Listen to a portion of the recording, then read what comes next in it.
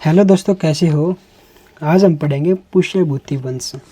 क्या कुछ था इस वंश में, क्या कुछ इसके बारे में, राजाओं के बारे में उल्लेख मिलता है, इनके बारे में इन्होंने क्या क्या किया, क्या ना किया, हम सब कुछ पढ़ेंगे। चलिए क्लास को शुरू करते हैं। पुष्यभूति प्राचीन भारत का एक प्रसिद्ध राजवंश था जिसने लगभग 6वीं शताब्दी के अंत से लेकर लगभग 7वीं शताब्दी के मध्य तक राज किया था।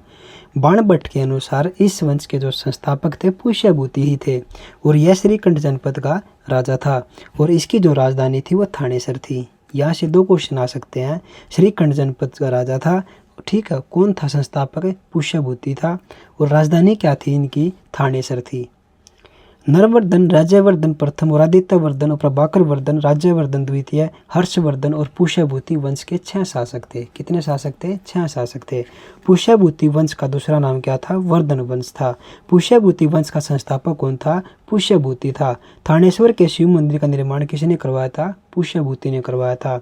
थानेश्वर के शिव मंदिर का निर्माण किसने कराया था? सदाशिव राव ने करवाया था।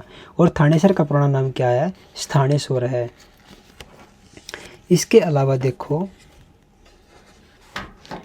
प्रभाकर वर्धन क्या करता है? प्रभाकर वर्धन, प्रभाकर वर्धन के पिता आदित्यवर्धन थे। प्रभाकर वर्धन की शादी हो जाती है किसके साथ? यशोमती से होती है।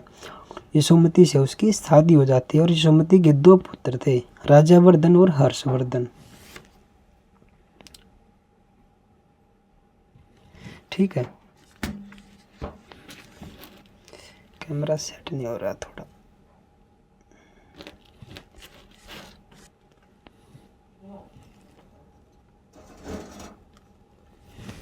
अब देखो, एक पुत्री थी, वह कौन थी? वो राजश्री थी। हर्षवर्धन के से 4 साल बड़ा था। जो हर्षवर्धन से वो 4 साल बड़ा था। राज्यवर्धन और उसकी बहन राजश्री 3 साल छोटी थी। ठीक है। हर्षवर्धन जो था वो दूसरे नंबर पर हुआ था। उससे बड़ा उसका भाई था। कौन? राज्यवर्धन। वो कितने साल बड़ा था? वो 4 साल बड़ा था। और जो उसकी बहन थी उससे 3 साल छोटी थी। राजश्री का विवाह जो कन्नौज के मोखरी राजा ग्रहवर्मा के साथ हुआ था। बस ये ध्यान रखना है, इतनी बड़ी लाइन याद नहीं रखनी कि राजश्री का जो विवाह हुआ था वो ग्रहवर्मा के साथ हुआ था। और जो प्रभाकर वर्धन की जो मृत्यु होती है वो 605 ईस्वी में होती है। उसके बाद हर्षवर्धन गद्दी पर बैठता है। उस समय पे वो 16 साल का था। इसके बाद उसके सबसे बड़ा पुत्र राज्यवर्धन उत्तराधिकारी बना था। ठीक है। देखो, प्रभाकर वर्धन जो था उसका पुत्र जो था ना वो राज्यवर्धन, वो गद्दी पर बैठता है, ना कि हर्षवर्धन। हर्षवर्धन तब बैठता है जब इसके भाई की हत्या कर दी जाती है। किसके द्वारा की जाती है वो मैं आपको आगे बताऊंगा। देखो, थानेसर का जो विद्रोह है उसको दबाने के लिए भेजा जाता है। किसको? राज्यवर्धन को। 605 ईस्वी में प्रभाकर वर्धन की मृत्यु हो जाती है। हमने पीछे पढ़ लिया। यशोमती प्रभाकर वर्धन के साथ सती हो जाती है। देखो कितनी बड़ी बात है। देखो, जो प्रभाकर वर्धन था ना उसकी मृत्यु होती है 605 ईस्वी में, लेकिन उसकी जो पत्नी थी यशोमती उसके साथ सती हो जाती है। वो बोलती है कि जब मेरे पति की हत्या ही हो गई है, इसको जला रहे हो, तो मैं जी कर क्या करूँगी। तो उसके साथ सती हो जाती है। और 605 ईस्वी में क्या होता है? राज्यवर्धन जो है राजा बनता है, यानी प्रभाकर वर्धन का जो बेटा है वो राजा बनता है। और 606 ईस्वी में राज्यवर्धन की मृत्यु होने के बाद हर्षवर्धन 606 ईस्वी में गद्दी पर बैठा था। ठीक है।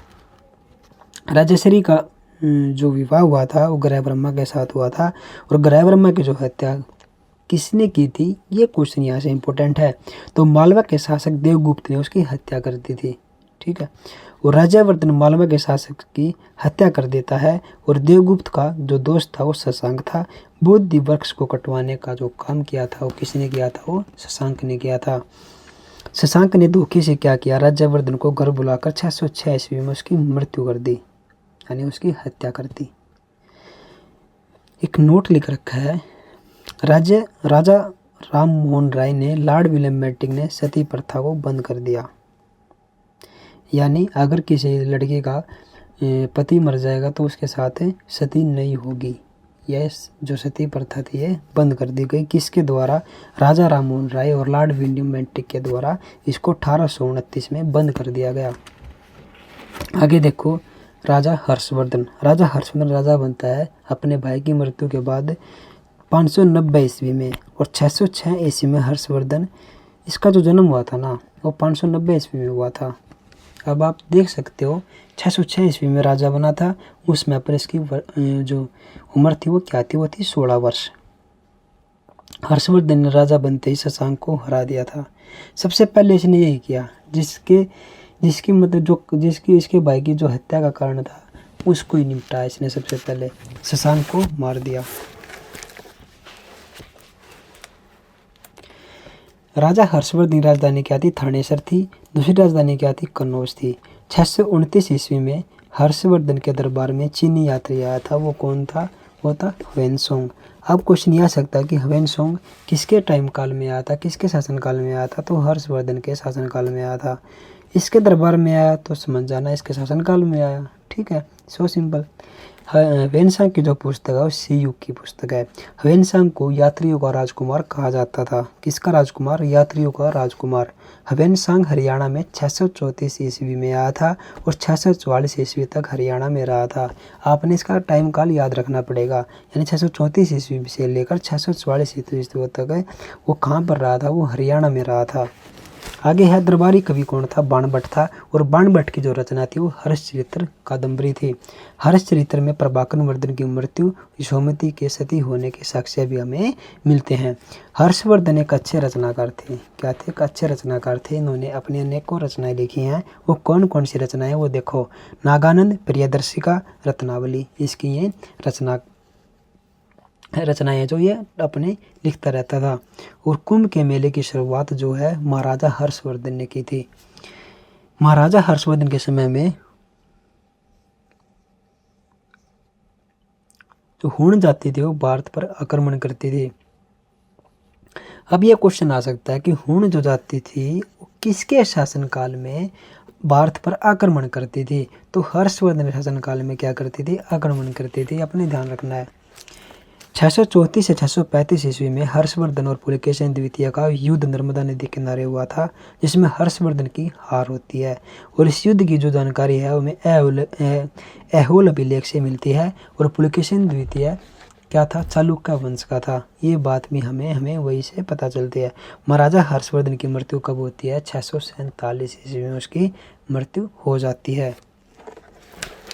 इसके बाद राजा हर्षवर्धन का शासनकाल जो था वो 606 ईस्वी से 647 ईस्वी तक था।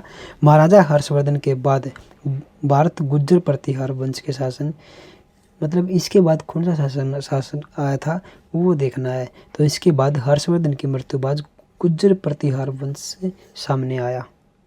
ठीक है। बांसखेड़ा अभिलेख में वर्धन वंश की पूर्ण जानकारी मिलती है। और यह अभिलेख जो है शहजादपुर उत्तर प्रदेश से मिला है। हर्षवर्धन का जो जन्म है वो 6वीं शताब्दी में हुआ था। और 612 ईस्वी में महाराजा हर्षवर्धन ने शिलादित्य की उपाधि धारण की थी। किसकी उपाधि धारण की थी, शिलादित्य की उपाधि धारण की थी। और ह्वेनसांग को आधुनिक शाक्य मुनि यात्रियों का राजकुमार भी कहा जाता है, यानी नीति का पंडित भी उन्हें बोला जाता है। और हर्षवर्धन का जो प्रयाग में हमें हर 5 वर्ष बाद एक आयोजन कराते थे और इसे वे महामोक्ष परिषद नाम दिया करते थे। ठीक है। महाराजा हर्षवर्धन के समय में राज्य को भक्ति कहा जाता था। क्या कहा जाता था, भक्ति कहा जाता था।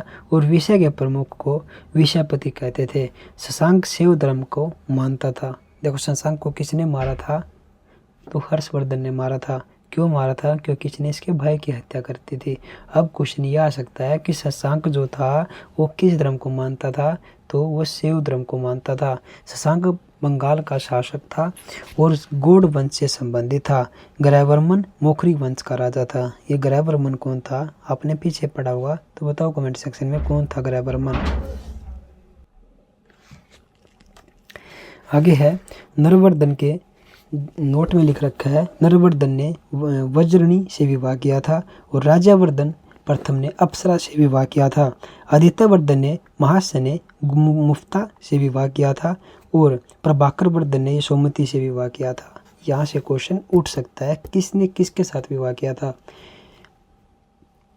तो दोस्तों यहाँ से टॉपिक कंप्लीट होता है। आपको कैसे लगा ये टॉपिक, पुष्यभूति वंश, कमेंट सेक्शन में जरूर बताना।